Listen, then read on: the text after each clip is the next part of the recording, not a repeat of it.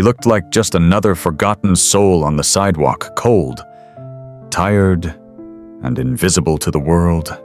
But she saw something more. With nothing but a sandwich and a warm smile, she offered him kindness, never imagining that the man she helped would return the very next morning not as a beggar, but as a man in uniform, with a story that would shake the whole town. Before we dive into this heartwarming story, let us know where you're watching from. Now, let's begin. There's something special about small-town mornings. The soft clink of coffee cups, the smell of fresh bread baking behind foggy glass, the gentle creak of an old screen door that's been swinging the same way for decades. Grace knew this rhythm well. For nearly 20 years, she'd been opening up her little sandwich shop on Main Street at the crack of dawn. It wasn't fancy. No just chipped tile floors, a handwritten menu, and warm food made with care. People didn't come for the decor. They came for Grace, and for the way she made them feel like home. She remembered names, birthdays, even how her regulars liked their coffee 2 sugars. No cream for Mr. Hollis, every Tuesday since 2007. But one morning, that routine shifted, and it all started with a man she'd never seen before. He walked in just after the morning rush had cleared, tall, thin, with slumped shoulders and clothes that had clearly seen better days. His hands were rough, calloused, the kind of hands that once worked for a living, or maybe fought for something. He didn't speak, didn't look around. He just stood there, silent, like he was trying not to take up space. Grace saw him, not just noticed, but really saw him, and something in her heart stirred. She didn't ask him if he could pay. She didn't question where he came from. She just stepped behind the counter, quietly made a fresh turkey sandwich on rye, added a cup of her homemade tomato soup, and packed it up with a napkin and a small slice of lemon pie. She walked it over, held it out with both hands, and said gently, "Here you go, sweetheart. It's cold out. You look like you could use something warm." The man looked up just for a second, and in that second, Grace saw everything she needed to. Tired eyes, a quiet kind of shame, and the faintest flicker of something deeper. Gratitude, or maybe the memory of what dignity once felt like. He took the bag, nodded, and in a hoarse whisper, barely audible, he said, "Thank you." Then, just like that, he was gone. Grace stood there a moment longer than usual. Something about that man lingered with her. She'd helped people before, given out more free meals than she could count.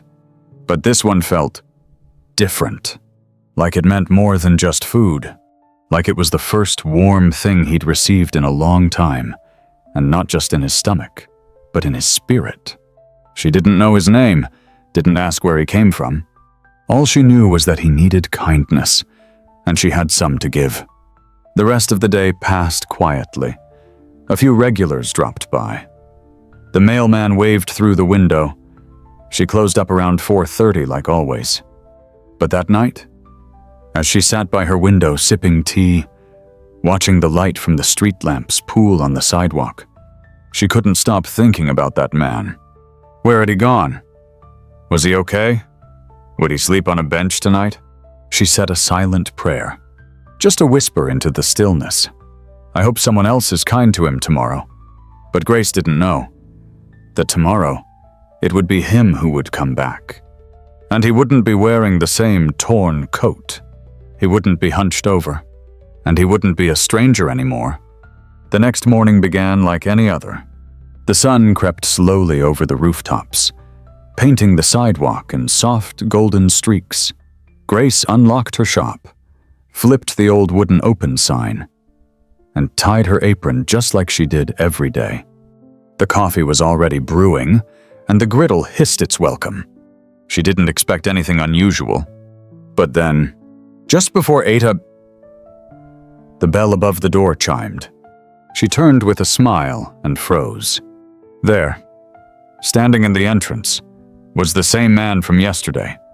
But this time, he was transformed. His shoulders were squared, his steps firm. And he wasn't wearing rags anymore. He wore a crisp military uniform, polished boots, creased slacks, and a chest full of medals that caught the morning light. The silver dog tags at his neck swung gently as he walked. It was unmistakable. He wasn't just a soldier. He was someone important. Someone who had been someone for a long time, but had fallen through the cracks. Now, he was standing tall again, and Grace could barely find her words. You came back," she finally said, voice trembling. The man gave a small smile. "Yes, ma'am. I told myself if I ever stood tall again, I'd come back to thank the person who reminded me I was still human." Grace blinked, trying to take it in. "But I don't understand. Yesterday, you were lost?" he finished. "Yes, I was, but not anymore." He walked to the counter and gently laid something down. It was an envelope. Inside it, a letter, handwritten, stamped. From the Department of Veterans Affairs. Grace read the first few lines. It explained how this man, Corporal David Monroe, had served 3 tours overseas. He had returned home years ago. Quietly. With no fanfare. Suffering from PTSD and a life that unraveled faster than anyone noticed. He'd disappeared from the system, slipped into the shadows. Until yesterday, because of a sandwich. Because of her sandwich. David told her what happened after he left the shop. He'd sat on a bench near the park, holding that paper bag like it was gold. He ate every bite, slowly savoring it, not just because he was hungry, but because it tasted like dignity. For the first time in years, he felt worthy. And that night, for reasons he still couldn't quite explain, he walked into a veterans center, told his story, asked for help. He expected doors to be closed, but instead they opened. He was processed, cleaned up, given clothes, a place to stay. He met with a counselor, reconnected with an old commanding officer who hadn't heard from him in over 5 years. And the moment they confirmed his identity, they reinstated his benefits. That uniform he wore, they gave it back to him just that morning, freshly pressed. Because he'd earned it, and because someone reminded him he mattered. Grace stood there, tears welling. She'd just made a sandwich. Just a sandwich. But sometimes, the smallest acts of kindness are the ones that turn the tide. David looked her in the eye and said, "You saved my life. You didn't know it, but you did. And now, I want to pay that forward." He asked if he could sit in the shop for a few hours each day, just to help. Wash dishes, wipe tables, talk to anyone who looked like they needed a kind word. Grace nodded, still speechless. In that moment, her tiny shop became something more. It became a second chance. Not just for one man, but for everyone who walked through that door. That was just the beginning, because what happened next? Word spread, and when the military found out who Grace really was, what she'd unknowingly done, the story didn't end with one man and a sandwich. It was only just beginning. In a town like Fairview, word spreads faster than wildfire. By noon that day, customers were coming in, not just for sandwiches or hot coffee, but for the story. Someone's cousin had heard from the mail carrier. Someone's brother worked part-time at the Veterans Center. And just like that, Grace's little cafe became something more than a local stop. It became a place of hope. People began trickling in not only to eat, but to sit quietly and glance at the corner booth where David now helped wipe down tables, pouring water for elderly patrons, or picking up sugar packets that had scattered on the floor. He was quiet, always respectful, never boastful, but his presence carried weight. Grace noticed how men would linger a little longer in line, how women would nod to him with soft smiles, how kids looked up with curious eyes. And David would smile back, always humble. He told everyone he wasn't a hero, but the town had decided otherwise. Later that week, Grace received an envelope in the mail, no return address. Inside was a single piece of paper with handwriting that looked carefully practiced. You gave him more than food. You gave him a reason to be seen again. That was it. No name, no signature. Just words that sat heavy in her chest. Grace clipped it to the wall behind the counter with a small magnet, beside a photo of her late husband in uniform and a newspaper clipping from 1968. It felt like the right place. But the real surprise came the following weekend. Saturday morning was usually quiet. A few regulars, a couple of truckers, teenagers grabbing breakfast before work. But that day, there was a sound that made everyone pause mid-bite. It started as a low rumble. Then, it grew louder. Outside, tires crunched over gravel. One by one, heads turned to the front windows. And that's when they saw it. A military convoy. 3 dark green vehicles rolled down Main Street. An official Humvee in front. A pair of black SUVs behind. And right in the middle, a white van with the seal of the U.S. Army printed across its side. No one knew what to say. Some stood. Others pressed their faces to the glass. Grace, wiping down the counter, froze cloth in hand, heart pounding in her chest. Then the door opened, and in walked 3 uniformed officers. Tall, formal, medals glinting in the overhead light. Everyone in the shop fell silent. The lead officer stepped forward. "Ma'am, are you Grace Thompson?" She nodded slowly, unsure what was happening. He gave her a soft smile. "We're here on behalf of the United States Army to express our gratitude for an act of compassion that reminded us all of what service really means." He turned slightly, gesturing toward David. David, who stood quietly in the corner, his eyes wide and jaw set with emotion. "This man served our country, but it was you who reminded him of his worth when the world forgot." From a briefcase, the officer pulled out a small, dark blue velvet box. Inside, an honorary civilian commendation pin for extraordinary kindness shown to a United States veteran in need. The cafe clapped, then stood, some with tears, others with quiet reverence. Grace blinked rapidly, trying to process what was happening. I just made him a sandwich."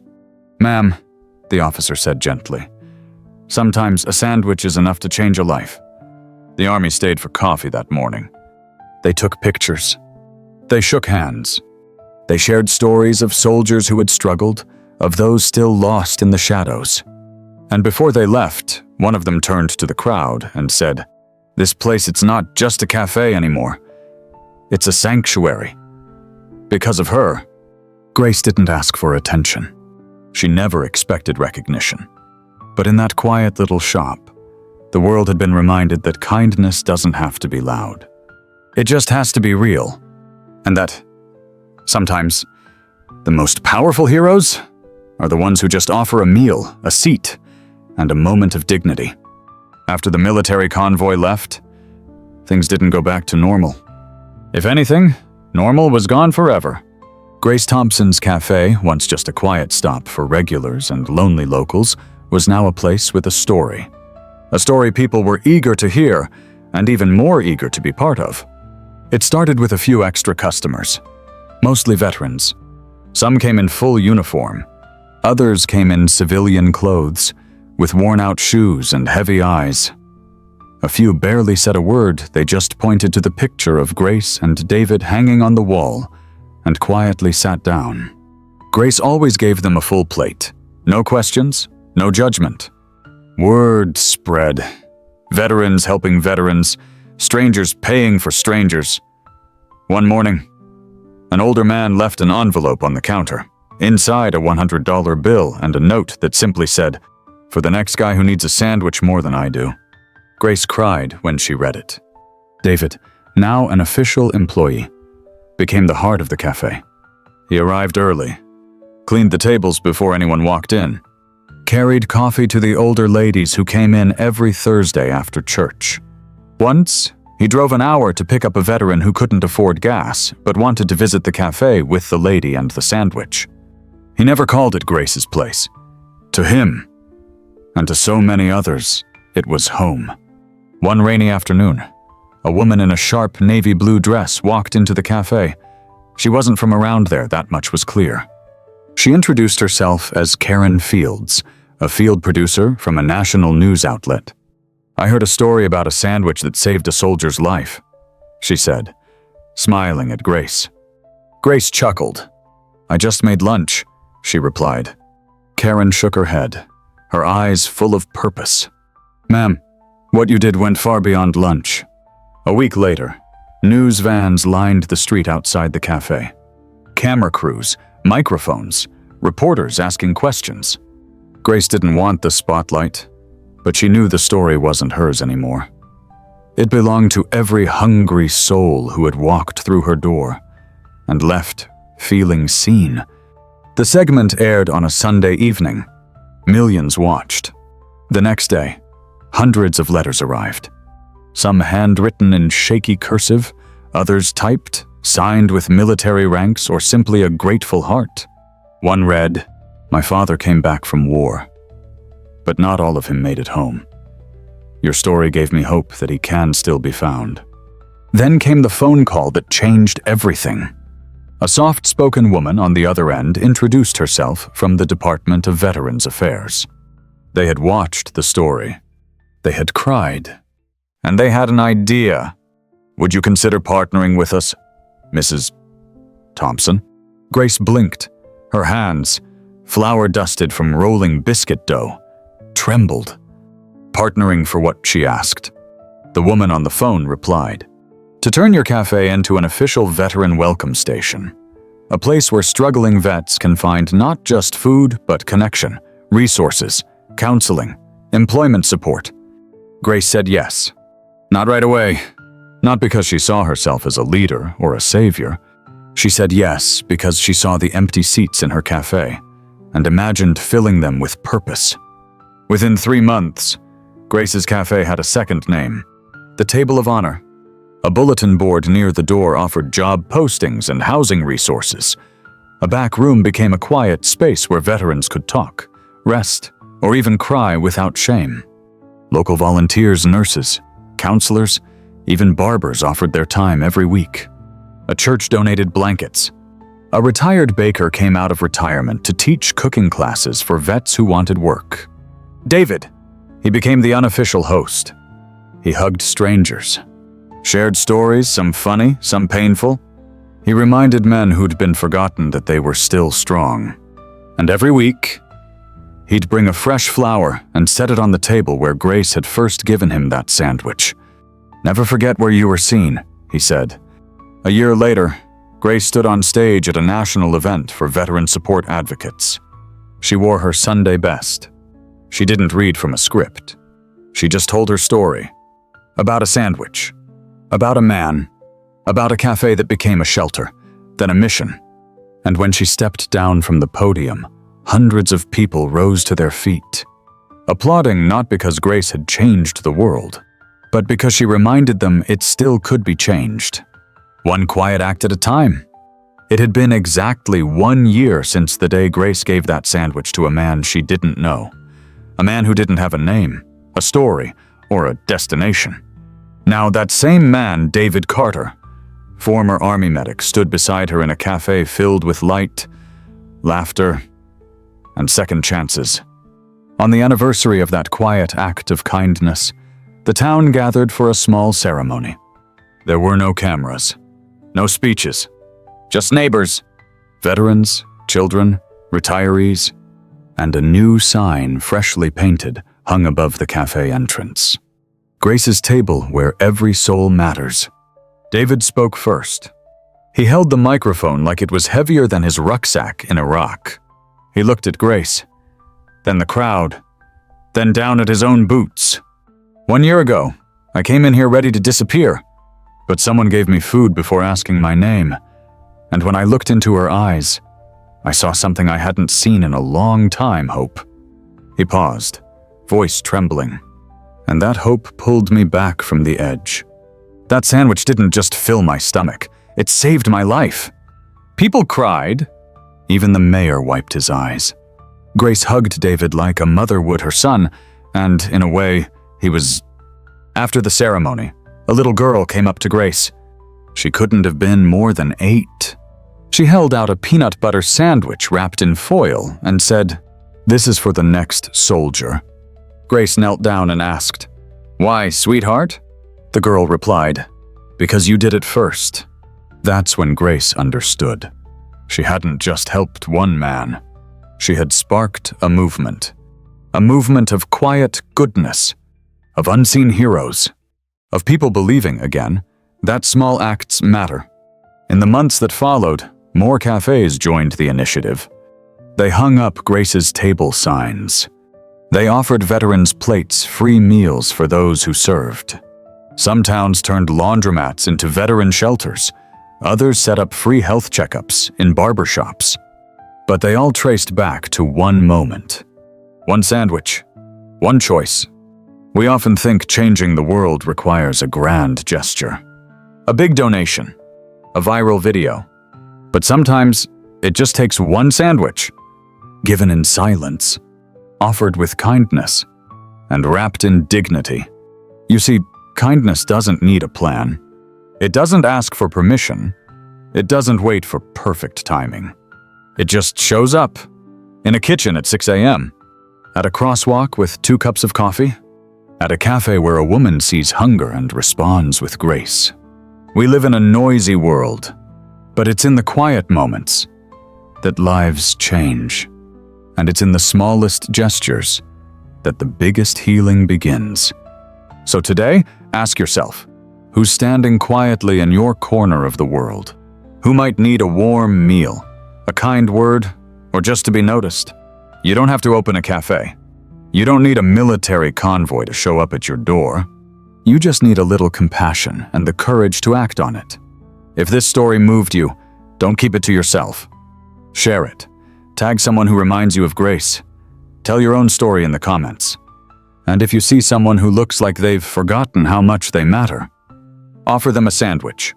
Offer them your time. Offer them your heart. Because sometimes the smallest act can echo the loudest. This was the story of Grace Thompson and the man who came back wearing a uniform.